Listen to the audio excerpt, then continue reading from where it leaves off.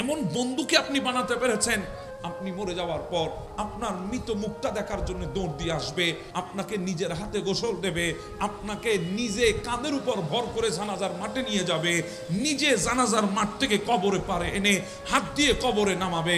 কোন সময় অপূর্ণতায়, কোন ব্যর্থতায় আপনার কথা স্মরণ করে মাওলার দরবারে হাত তুলবে, আপনার জন্য দোয়া করবে। এমন বন্ধু কি এখনো পর্যন্ত বানাতে পেরেছেন কিনা একবার চিন্তা করে দেখেন। শূন্যের কোটায় আপনার রেজাল্ট, শূন্যের কোটায় আপনার রেজাল্ট। এমনও বন্ধু আছে বলবে, আরে আমার অনেক কাজ পড়ে গেছে, আমি তো জানাজাতে যেতে পারছি না, ইচ্ছা ছিল, এই কথা বলে ফেসবুকে লিখবে সুকাহত, বন্ধু তোকে বিদায় দিলাম, ইন্না লিল্লাহি ওয়া ইন্না ইলাইহি। বন্ধুত্ব এইটুকু। যদি বন্ধু বানাতে হয় বানান, ওই মানুষটাকে বন্ধু বানান যে মানুষটা আপনার চলে যাওয়াকে অপূর্ণতা মনে করে আপনার জন্য দরবারে, আল্লাহর দরবারে হাত তুলে দোয়া করবে। এমন বন্ধু বানানোর চেষ্টা করেন। আপনি জিন্দেগি মানে বুঝেন না এখন। জিন্দেগি মানে যদি বুঝতেন তাহলে আপনি কোনোদিন রসুলে কেরিমের সুন্নত তরিকা ছাড়তেন না। যেই নবী আমাদের জন্য এতটা দিওয়ানা, যেই নবী আমাদের জন্য এত মায়া, সেই নবীর পথ কোনোদিন ছাড়তেন না। অনেক ভাই আছে রবের দরবারে ফরিয়াদ করছে মৃত্যুর জন্য, মৃত্যু কামনা করতেছে। আর কিছু বান্দা আছে ওই মেডিকেলের বেডে পড়ে পড়ে আরো কয়েকদিন যাতে হায়াত পায় আল্লাহর দরবারে ফরিয়াদ করছে। কি আজীব এক দুনিয়া। কেউ মৃত্যুর জন্য ফরিয়াদ করছে, সুস্থ মানুষ মরতে চায়, আবার অসুস্থ মানুষ মেডিকেলের বেডে পড়ে আছে, দোয়া করছে আল্লাহ যদি কয়েকদিন আর যদি হায়াত দিতাম, কয়েকদিন যদি আর বাঁচতে পারতাম। কেন? দুইজনে তো ইনসান, দুইজনের ফরিয়াদ দুই দিকে কেন? কারণ প্রথম জন যে মৃত্যু কামনা করেছে সে রবের দেওয়া তরিকা ছেড়ে আমার রবের দেওয়া দয়া ভুলে দুনিয়ার পেছনে ঘুরতে ঘুরতে দুনিয়া অর্জন করতে চেয়েছে, দুনিয়া সব পাওয়ার জন্য মরিয়া হইয়া উঠেছে, দুনিয়া পাওয়ার জন্য আমার রবকে ছেড়ে দিয়েছে। দুনিয়ার বিষণ্ণতা আজকে তাকে ঘিরে ধরেছে, এজন্য আর তার জিন্দেগি ভালো লাগে না। আরেকজন দেখেন, সে দুনিয়া চেয়েছে রবের দয়ায়, দুনিয়া অর্জন করতে চেয়েছে রবের মোহাব্বতে, রবের দয়া নিয়ে চলতে চেয়েছে দুনিয়ায়, সেজন্যে আল্লাহর দয়া, রবের দয়া তাকে চারিদিকে ঘিরে ধরেছে, দুনিয়াও ঘিরে ধরেছে, কায়নাতের মধ্যেও ঘিরে ধরেছে, আখিরাতের মধ্যে আল্লাহর দয়া তার উপর হবে। সে কোনোদিন জিন্দেগিতে মায়ুস হবে না, জিন্দেগি থেকে মুখ ফিরিয়ে নেবে না, যেই বান্দা আল্লাহর দয়ার মুখাপেক্ষী থাকবে।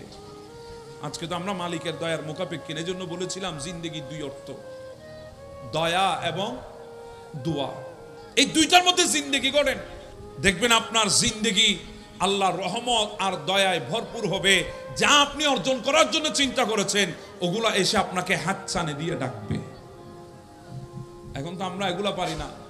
আমাদের দেশে অনেকে আছে শুধু বন্ধু বান্ধবের জন্য নামাজ ছেড়ে দিয়েছে, আছে না নাই?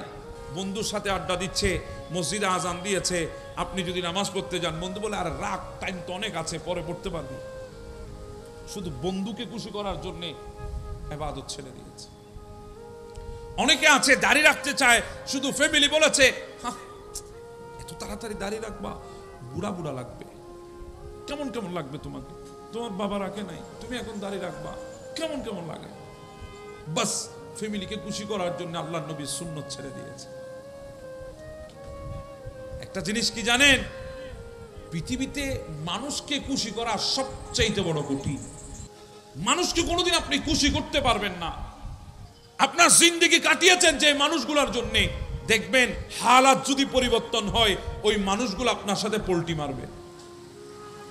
কারণ সবাই সুসময়ে আপনার পাশে থাকে, দুঃসময়ে আপনার মতো একা পৃথিবীতে আর কেউ নাই। অথচ আপনি তাদেরকে খুশি করতে চাচ্ছেন যাদেরকে খুশি করা যাবে না। সমাজের মধ্যে অনেকে দেখবেন মানুষকে খুশি করতে গিয়ে জিন্দেগি পর্যন্ত কোরবান করে দিয়েছে, এরপরও মানুষ খুশি হয় নাই। শেষমেশ শুনতে হয়েছে আমার জন্য কি করেছে। এবার আমি বলি, আপনি যদি দুনিয়াকে খুশি করতে না চেয়ে আপনি যদি ওই রবকে খুশি করতে চাইতেন, বেশি কিছু লাগতো না, শুধু একটা সিজদা দিলে আমার মওলা খুশি হয়ে যায়। শুধু একটা সিজদা, শুধু একটা শব্দ সুবহান। আমরা নামাজে বলি না সুবহান রাব্বিয়াল আলা, শুধু সুবহান শব্দ বের করেছেন। আমার মৌলা কেমন কিছু হয়েছেন জানেন? আমার আল্লাহ ডাক দিয়ে বলে সাব্বাহতানি ইয়া আব্দি, ও আমার বান্দা তুমি আমার পবিত্রতার ঘোষণা দিয়েছো। বান্দা তুমি কিভাবে অপবিত্র থাকবে? সাব্বাহতুক, আমি আল্লাহ তোকে পবিত্র বানিয়ে দিয়েছি। শুধু একটা কথা বের করেছেন আলা। আমার আল্লাহ বলে আলাইতানি আব্দি, আমার শ্রেষ্ঠত্বের ঘোষণা দিয়েছো। বান্দা চিন্তা করো না, আলাইতুক, আমি আল্লাহ তোমাকে শ্রেষ্ঠ বানিয়ে দিয়েছি। শুধু একটা সিজদায় আমার মাওলা খুশি হয়ে যায়, একটা সিজদায় আমার মালিক খুশি হয়ে যায়। আর আপনি জিন্দেগি কুরবান করেন, মানুষকে খুশি করা যাবে না, মানুষকে খুশি করানো যাবে না। এজন্য মাওলাকে খুশি করেন। মাওলাকে যদি মাওলাকে খুশি করতে পারেন, সাইয়াজআলু লাহুমুর রহমানু বুদ্দা, আমার মাওলা আপনার ভালোবাসা মোহাব্বত কায়নাতের মধ্যে প্রতিষ্ঠা করে দেবে। হাজার আপন মানুষে কষ্ট দিয়েছে, আল্লাহর উপরে ভরসা রাখেন, রবের উপরে ভরসা রাখেন। কারণ আমার রব বলেছে ইন্না মাআল উসরি ইউসরান, নিশ্চয় কষ্টের সাথেই সুখ আছে। তো কষ্ট এসেছে, অপেক্ষা করেন, সুখও আসতেছে। এই কষ্ট চিরস্থায়ী নয়, কারণ রব আমাদের সাথে আছে। বন্ধু বান্ধব চলে গেছে, নিজেকে বড্ড একা লাগছে। মা বাবা ছেড়ে চলে গেছে, নিজেকে বড্ড একা লাগছে। আপনাকে মানুষ দাম দেয় না, ছেড়ে চলে যাচ্ছে। চিন্তা করবেন না, টেনশন করবেন না, তাদেরকে বলে দেন সবাই চলে যাও আমাকে ফেলে, অসুবিধা নাই। আপনজন ছিলা, ছেড়ে দিয়েছো, যাও চলে যাও, সমস্যা নাই। আমার আত্মীয় স্বজন ছিলা, ছেড়ে দিয়েছো, চলে যাও। টাকা নাই বলে সম্পর্ক বিচ্ছিন্ন করেছো, অসুবিধা নাই। মনে রাখবে আমি একা নয়, তুমি চলে গিয়েছো, হ্যাঁ তুমি চলে গেছো, অসুবিধা নাই। কারণ আমার সাথে আমার রব আছে। হাসবুনাল্লাহু নি'মাল ওয়াকিল, আমার জন্য আমার আল্লাহ যথেষ্ট। গোটা দুনিয়া চলে যাক, মালিক তো আমাদের সাথে আছে। এজন্য আমার নবী বলেছে আল্লাহর কাছে চাও, পাও নাই এরপরেও চাও, পাও নাই এরপরেও চাইতে থাকো। চাওয়া বন্ধ করবা না, চাও আল্লাহর দরবারে, হাত তুলো আল্লাহর দরবারে, হাত পাতো আল্লাহর দরবারে। তুমি চাও রবের দরবারে, চাও আল্লাহর দরবারে। কখনো নিরাশ হবে না, চাওয়া বন্ধ করবে না। কেন জানো? আল্লাহ যখন দেওয়া শুরু করবে, তুমি তখন শুকর আদায় করে শেষ করতে পারবে না। চাইতে থাকেন। হতাশা আমাদের জন্য না, আমরা মুমিন মুসলমান। ডিপ্রেশন আমাদের জন্য না, চলে যাওয়ার চিন্তা আমাদের জন্য না। কারণ আমরা আখিরি নবীর উম্মত। আমাদের জন্য সবচেয়ে বড় নিয়ামত, আল্লাহ আমাদেরকে আখিরি নবীর উম্মত বানিয়েছেন। এই জিন্দেগিতে আর কিছুই চাই না। জিন্দেগিতে যদি সফল হতে চান, টাকা পয়সার পেছনে দৌড়াবেন না। জিন্দেগিতে যদি অর্জন করতে চান, তাহলে দুনিয়ার পেছনে দৌড়াবেন না।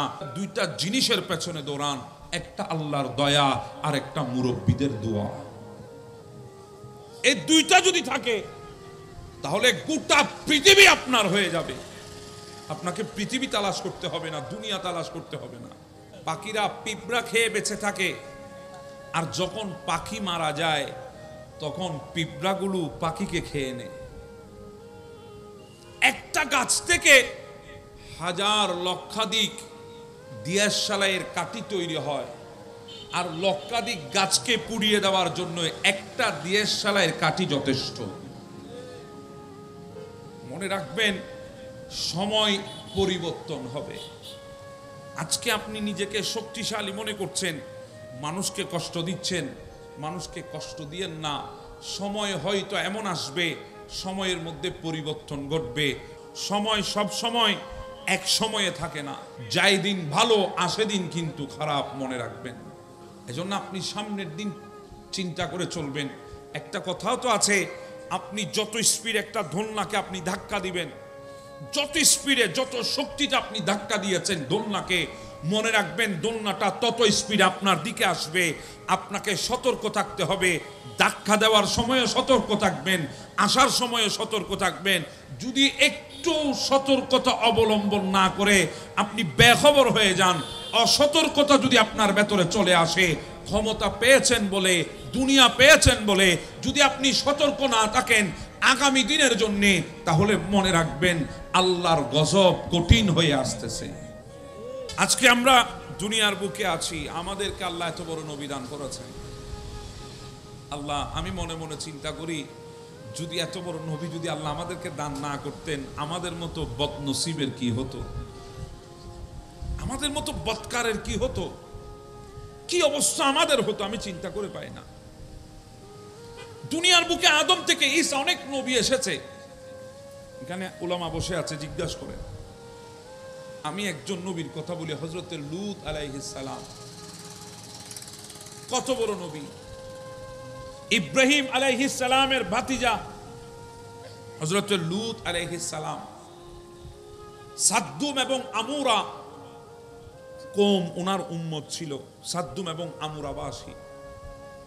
তো উনার উম্মতের একটা বদঅভ্যাস ছিল, সেটা ছিল তারা বলৎকার করত। নাউজুবিল্লাহ বলবেন না? কি করত? বলৎকার, সমকামিতা, পুরুষে পুরুষে মিলন ঘটাতো। মাফ করে দেবেন, এটা কোরআনের কথা। আল্লাহ পরীক্ষা করার জন্য দুইজন ফেরেশতা জমিনে পাঠিয়েছেন। কি করার জন্য? পরীক্ষা করার জন্য জমিনে দুইজন ফেরেশতা পাঠিয়েছে। দুইজন ফেরেশতা এসেছে সুদর্শন। তারা জানে না এরা যে ফেরেশতা না, মানুষ। হঠাৎ লূত আলাইহিস সালামের কানে গেছে, ও আল্লাহর নবী লূত, এই সাদ্দুম এবং আমুরার মধ্যে দুইজন সুদর্শন পুরুষ এসেছে। এদের খবর যদি সাদ্দুম এবং আমুরাবাসী জানে, তাহলে এদেরকে রাখবে না। এদেরকে আজকের রাতে এরা ছিঁড়ে ফেটে তাদের জন্য ভোগ বিলাসের পাত্র বানিয়ে নেবে। তাদেরকে আজকে রেহাই দেবে না। হযরত লূত আলাইহিস সালাম বের হয়ে গেছেন। বের হয়ে ওই দুইজন ফেরেশতার সামনে গেছেন। লূত আলাইহিস সালাম চিনতে পারে নাই এরা যে ফেরেশতা, এরা যে মানুষ নয়। ইনি বললেন, ও বাবারা কোত্থেকে এসেছেন? বলে, মুসাফির সফরে বের হয়েছি। ঠিক আছে, ভালো কথা, আসেন আমার ঘরে, আমি আপনাদেরকে মেহমান বানাবো। মনের ভেতরে তো আরেক কথা আছে, কারণ ইনাদেরকে যদি সাদ্দুম এবং আমুরাবাসী পায়, তাহলে ইনাদেরকে চিরে ফেটে খেয়ে ফেলবে। সেই কথা না বলে মনের ভেতরে চাপা দিয়ে লূত আলাইহিস সালাম এদের দুইজনকে নিজের ঘরের মধ্যে মেহমান বানিয়েছে। ঘরের বিবি লূত আলাইহিস সালামের স্ত্রী ঘর থেকে বের হয়ে সাদ্দুম এবং আমুরাবাসীর কাছে গিয়ে পাবলিসিটি করে দিয়েছে, আমার নবী, আমার স্বামী লূত আলাইহিস সালাম দুইজন সুদর্শন পুরুষ নিয়ে এসেছে। যাও, আজকের রাতে তোমাদের মনোরঞ্জনের কারণ হয়ে যাবে তারা। ওই সাদ্দুম এবং আমুরাবাসী দৌড় দিয়েছে, লূত আলাইহিস সালামের ঘরের দরজা ভাঙতেছে। বের করে দেন ওই দুইজন পুরুষ, আমাদের আজকে আনন্দের রাত কাটবে। আল্লাহর নবী লূত আলাইহিস সালাম তাদেরকে অনেকক্ষণ বুঝানোর চেষ্টা করেছে, বুঝে নাই, হাত তুলে দিয়েছে, আল্লাহ আর পারবো না, ধ্বংস করে দাও তাদেরকে। আমার আল্লাহ বলে, ওগো আল্লাহ, আমার নবী লূত আপনি বের হয়ে যান, আমি তাদেরকে ধ্বংস করে দেব। গোটা সাদ্দুম এবং আমুরাবাসীকে মুহূর্তের মধ্যে আল্লাহ ধ্বংস করে দিয়েছেন। জর্দানের পাশে বাহারে মইয়ত এখনো কালের সাক্ষী হয়ে জমিনের মধ্যে আছে। দেখেন, জর্দানের পাশে বাহারে মইয়ত এখনো কালের সাক্ষী হয়ে দাঁড়িয়ে আছে।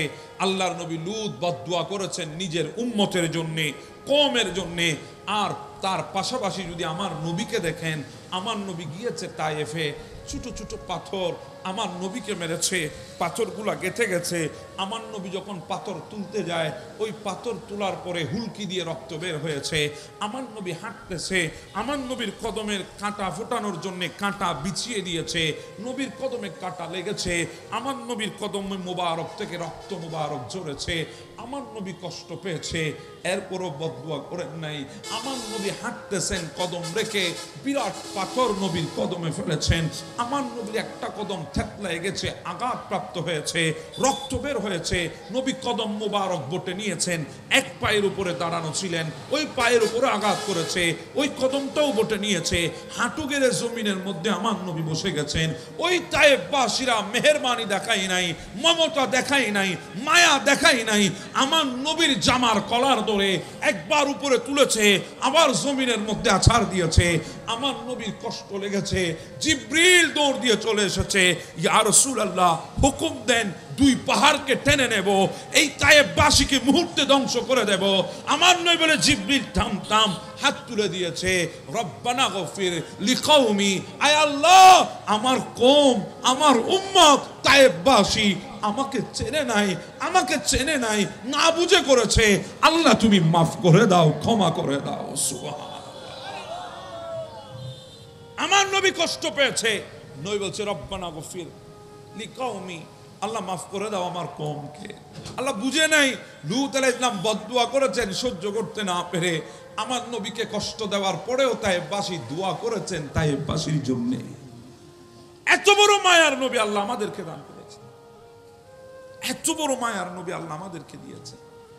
আমাদের শরীরে তো একটা আঘাত আসলে আমরা ফিরাইয়ে দিই, কথা বলেন ঠিক না? আমরা ফিরাইয়ে দিতে মরিয়া, আঘাত সহ্য করি না, সাথে সাথে ফেরাই দিতে চায়।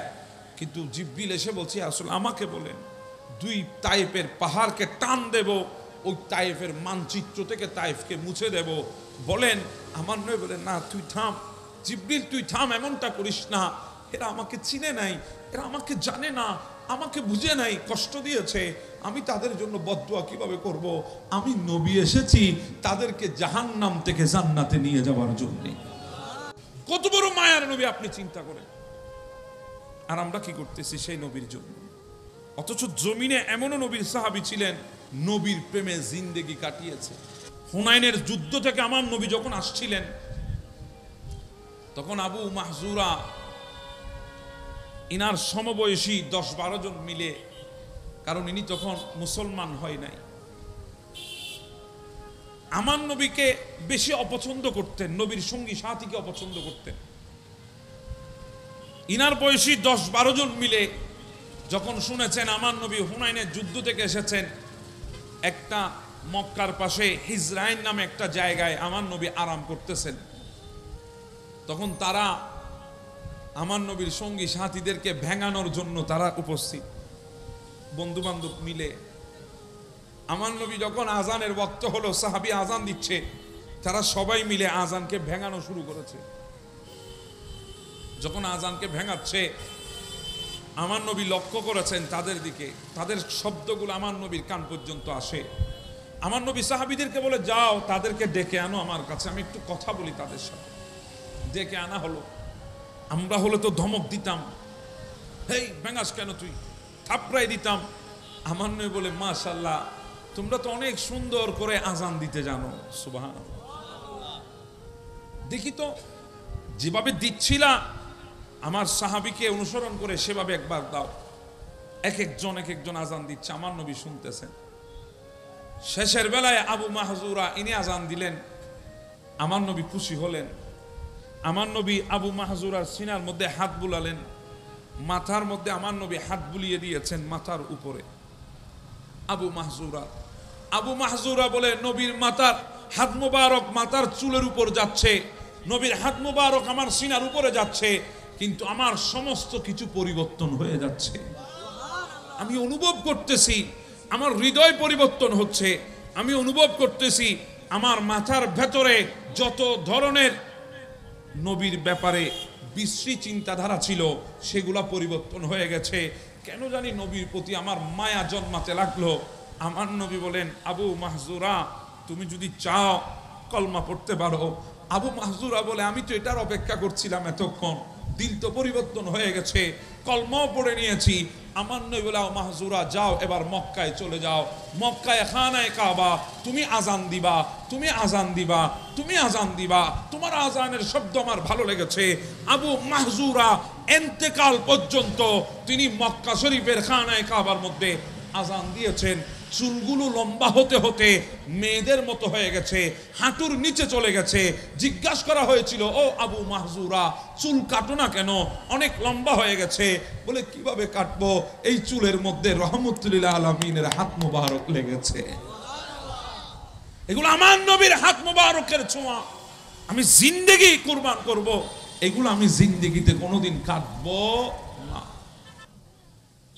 আমরা আজকে আল্লাহর মকবুল বান্দাদেরকে মোহাব্বত করি, আছে না? বলেন তো ইনারা আমাদেরকে কয় বেলা খাওয়াইছেন? এখানে আল্লাহর বলি নাই আশেপাশে, আছে না নাই? এমন আল্লাহর বলি আছে যাদেরকে আমরা জিন্দেগিতে দেখি নাই, আছে না নাই? আমরা দুনিয়ায় আসার আগে আরো 50, 60, 100, 200 বছর আগে ওনারা দুনিয়া থেকে চলে গেছেন, কিন্তু আমাদের ওনাদের দরবার দেখলে, মাজার দেখলে আমাদের ভেতরে একটা মোহাব্বত জাগে। ওনাদের বিরুদ্ধে কেউ কিছু বললে আমাদের হৃদয়ের মধ্যে কষ্ট লাগে, কথা বলেন ঠিক না? আপনারা শুনতেছেন মাজার ভাঙতেছে, আমাকে বলেন ওই মাজার ওয়ালাগুলো যেগুলো আল্লাহর ওলি শুয়ে আছেন, এদের সাথে আমাদের কোনো রক্তের সম্পর্ক আছে? এদেরকে আমরা দেখেছি? এনারা কোনোদিন আমাদেরকে একবেলা দুই মুঠো খাবার দিয়েছে? দেয় নাই। আমরা এনাদেরকে দেখিও নাই, এনাদেরকে চিনিও না। শুধু মাজারে হামলা হয়েছে কথা শুনেছি, হৃদয়ে কেমন কেমন কেমন কেমন লাগে, ভালো লাগে না, সহ্য হয় না। কারণ কি? কারণ হলো ইনারা মাওলাকে খুশি করেছেন, দুনিয়াকে না, মাওলাকে খুশি করেছে। মাওলা খুশি হয়ে গেছে। সাইয়াজালু লাহুমুর রহমানু বুদ্দা, আমার মাওলা তাদের ভালোবাসা আমার হৃদয়ের মধ্যে স্থাপন করে দিয়েছে। दरे अक़दस पे हाले दिल सुनाना याद आता है, मदीना याद आता है, मदीना याद आता है। दरे अक़दस पे हाले दिल सुनाना याद आता है, मदीना याद आता है, मदीना याद आता है। मदीने में गुज़रा वो ज़माना याद आता है, मदीना याद आता है, मदीना याद आता है। अदब से बैठ कर उस गुंबदे हदरा के साए में, अदब से बैठ कर उस गुंबदे हदरा के साए में, नबी की याद में आंसू बहाना याद आता है, मदीना याद आता है, मदीना याद आता है। मदीने में गुज़रा वो ज़माना याद आता है, मदीना याद आता है, मदीना याद आता है। আল্লাহ জিন্দেগিতে একবার হলো মদিনা যাওয়ার তৌফিক দান করে দাও। এত বড় উম্মতের মায়ার নবী আল্লাহ জমিনের মধ্যে আর পাঠাই নাই।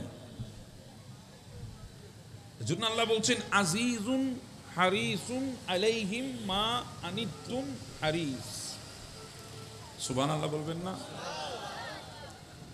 আল্লাহ বলছেন যিনি উম্মতের ব্যথা বেদনা বেদনা কষ্ট যেই নবী সহ্য করতে পারেন না, আজিজুন আলাইহিম মা আনিতুম হারিসুন আলাইহি,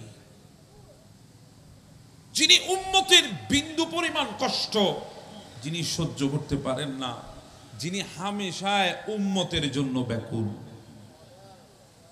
কে বলতেছেন? জি বলেন না, কে? আল্লাহ বলছেন তোমাদের কেমন একজন নবী দিয়েছি যেই নবী উম্মতের কষ্ট বিন্দু পরিমাণ সহ্য করতে পারে না, উম্মতের জন্য হামেশায় ব্যাকুল। শুধু জমিনে ব্যাকুল ছিলেন এমনটা না, জমিন থেকে যাচ্ছেন তখনও ব্যাকুল, দুনিয়া থেকে গিয়েছেন রওজায়ে আতহারে আরাম করছেন তখনও ব্যাকুল। শুধু তাই না, যখন জিবরিল ডাক দিবে কুমু ইয়া হাবিবুর রহমান, ওগো আল্লাহর নবী উঠেন উঠেন, ওগো রহমানের বন্ধু উঠেন। আমার নবী উঠবে, ওয়ায়াকুল ওয়ায়াবকা, আমার নবীর চোখ দিয়ে পানি ঝরবে আর আমার নবী বলবে উম্মতি উম্মতি উম্মতি। সুবহানাল্লাহ। এত বড় নবী আল্লাহ আমাদেরকে দান করেছে, যেই নবী দুনিয়া থেকে, দুনিয়ার মধ্যে আসা থেকে দুনিয়া থেকে যাওয়া নয়, হাসরের ময়দান নয়, কঠিন পরিস্থিতির মধ্যেও সমস্ত নবী যেখানে নফসি নফসি করবে সেখানে নবী বলবেন উম্মতি উম্মতি। বলেন আমার নবী যতবার উম্মতের জন্য উম্মতি উম্মতি করেছে, আমরা ততবার নবীর জন্য নবী নবী করতে পেরেছি কিনা? পারি নাই বলে আজকে আল্লাহর গজব, আল্লাহর কহর, আল্লাহর সমস্ত নাফরমানি আমাদের মধ্যে প্রকাশ পাচ্ছে, আল্লাহর গজব আমাদের জন্য আসতেছে। যদি সত্যিকারে নবীর ওয়াফাদার উম্মত হতাম, আমাদের জন্য গজব তো কোত্থেকে, কুল কায়নাতের নিয়ামত তো আল্লাহ আমাদের জন্য রেখে দিয়েছেন।